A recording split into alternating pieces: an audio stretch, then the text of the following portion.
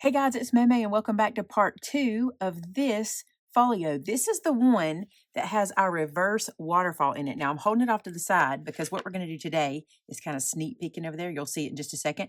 But this is the one we did where we had the two waterfalls that you push up, and we did those in the center. We still don't have our pull tabs on here. We'll get to that point, but you see that these push up. That's what I did in the middle. Well, in that video, I asked if you would like to see how to do a pull tab waterfall to let me know. And so many of you said you wanted to see how to do pull tab. So what I decided to do was over here, I did a pull tab for you. So let me show you. This one works like this. You can pull this bottom and all of these work. And I did the same amount of photo spaces. So I did 7 here and 7 here. And what I thought you could do with this particular album is decide which waterfall you want to use. Do you want to use the reverse or the pull tab or both? And the reason I decided to bring it to you in this particular video instead of making a separate one is because these are sized for this folio. And if you really like this size of folio when it's done, these are already measured for you and you won't have to think in the future. Okay.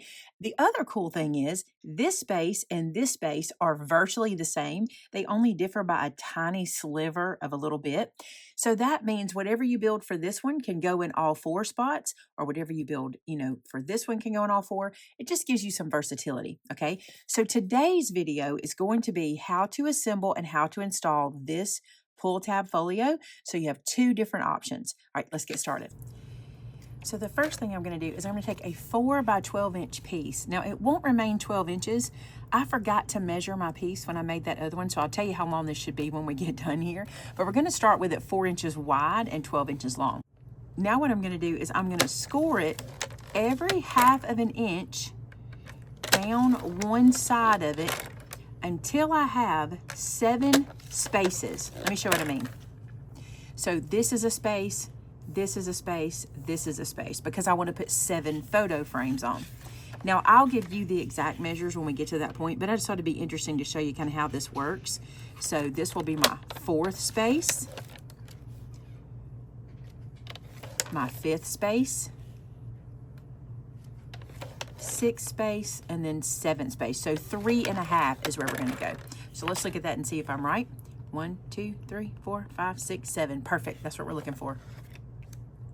Now what we're going to do, just like we did on the first waterfall folio that I showed you, we're going to run through and fold all these pieces, all these scores that we made, and we want to crease them down.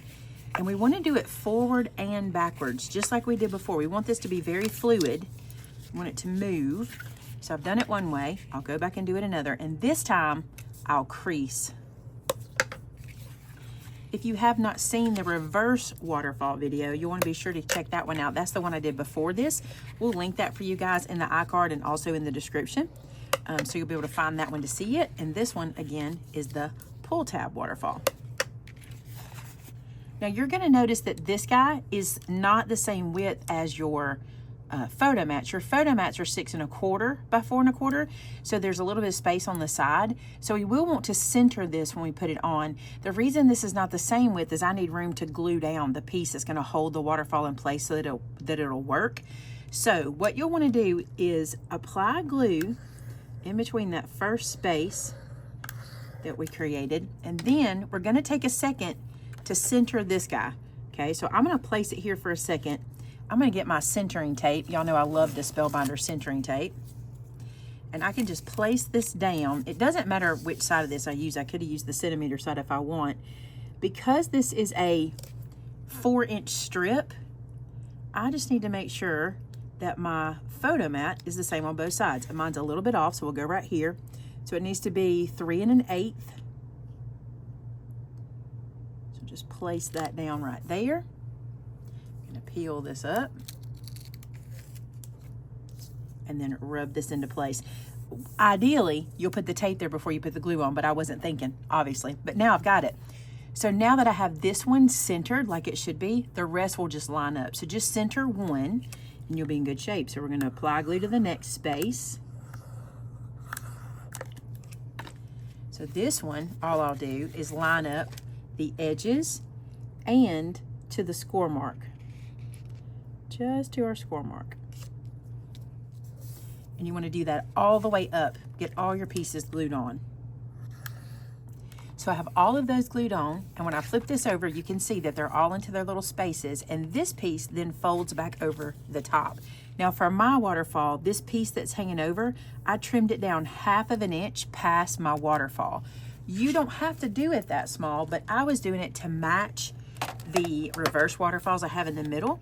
And it's no big deal because I'm gonna add something to this for the pull tab.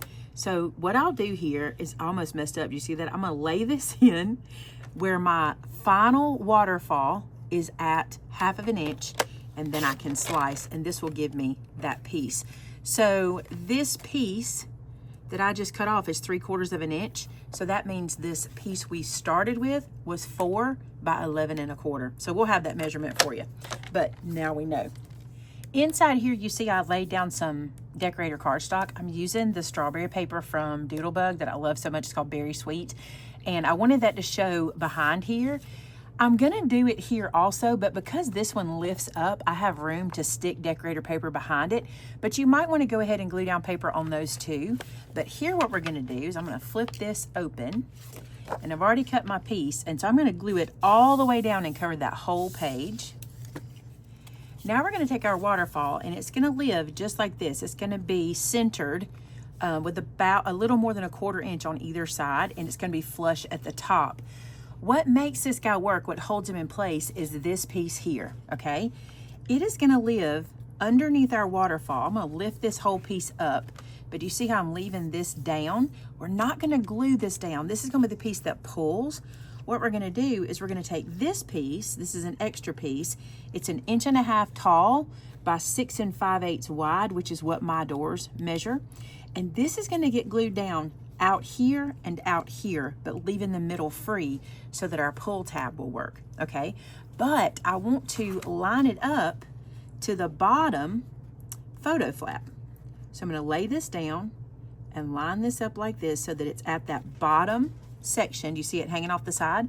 Then I'm gonna make a pencil mark so I'll know where to put this. So now I can pick it up, I can see my pencil marks, and what I'll do is I will apply glue, about 3/4 inch worth of glue, about like that, on both sides. Then I'll line it up to my pencil marks and glue that down.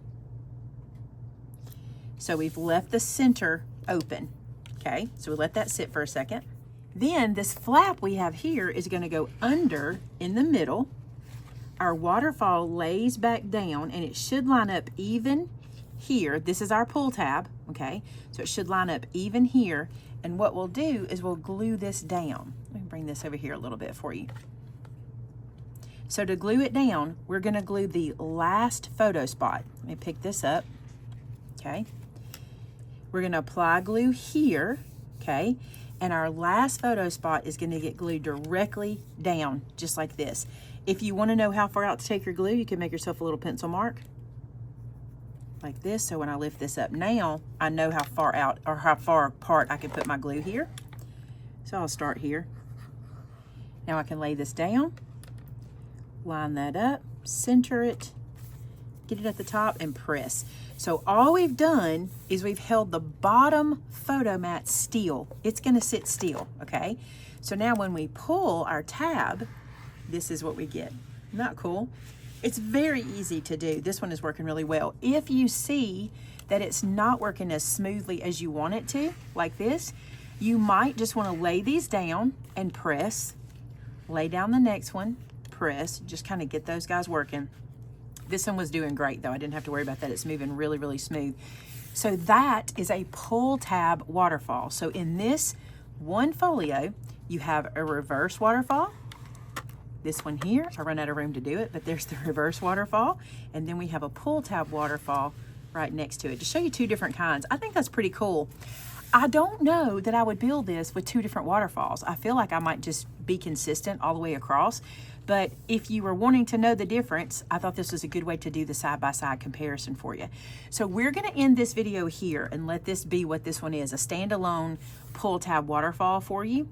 This is literally what you do no matter what size you're working with. All you have to do is set your photo mats to fit in the space you're working with, and you can size this down whatever you need it to be. But if you're making this particular folio, these are the sizes that you need. All right, we'll have all that information for you in the description, and we will decorate this one together. That'll be in another video. I just think it'll be good if you have these two waterfall sections separately for you to use.